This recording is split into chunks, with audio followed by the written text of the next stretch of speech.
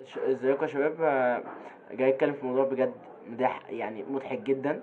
عارفين علامة اللي هي ممنوع التدخين، اللي هي دي عارفينها، اللي تبقى في المستشفى تلاقي مكتوب ممنوع التدخين، فتيجي تخبط دكتور دوري تخش تلاقي الدكتور بيسألك معاك ولاعة. الحالة التانية بقى، في قدام كل مدرسة في بتاع ايه، هدي السرعة منطقة مدارس، اللي هي العلامة دي. تمام. تلاقي في معظم الاماكن، مش كل، مفيش مطبات تمام، وتلاقي العربيات طايره مركبه نفسات اللي هم في فاست فيوريوس. تمام. فاشخين الطريق. تالت حاله اللي هي مهمه جدا، آه في علامه اللي هي في الباركينج كده، اللي هي بتبقى لذوي الاحتياجات الخاصه، اللي هي العلامه دي. تمام. آه المشكله اللي بتلاقي مين؟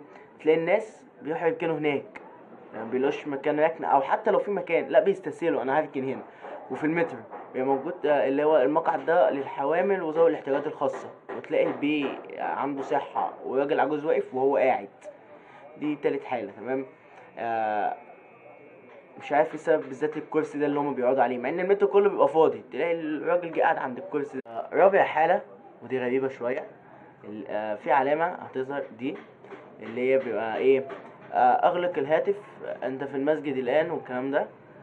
فطالما الامام لسه ما اقامش، تلاقي الدنيا هس كده، مفيش حد بيرن ولا تليفون بيرن ولا اي حاجه.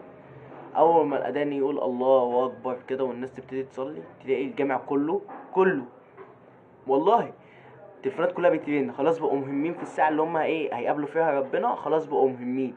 يعني البيمة ما رضاش يقفل التليفون، ودي حاجه غريبه جدا. يعني فانت شايف العلامه ما بتعرفش تقرا في علامه. تمام اهي، مش عارف اقول لك ايه، يعني في علامه اهي، اغلق التليفون بقى، التليفون ده يقفله بس. في علامه تانية اللي هي ممنوع الانتظار، اللي انت ممنوع تركن قدامها، اللي هي العلامه دي. تلاقي اغلبيه الشعب بيجيب عربياته عشان يركن قدام العلامه دي بالذات، كانه بيقول له بايكنج هير. مش فاهم انا، بس حلو يعني، حلو الحمد لله اللي احنا شعب مثقف قوي، بنفهم العلامات، دي اهم حاجه. عمرنا ما اخترقنا القواعد دي احنا ماشيين عليها زي الالف. قليلين، شعوب قليلة الحمد لله، احنا منها شعب متقدم جدا جدا جدا، راقي جدا. تمام. ما بنكدبش، دي اهم صفة فينا الحمد لله.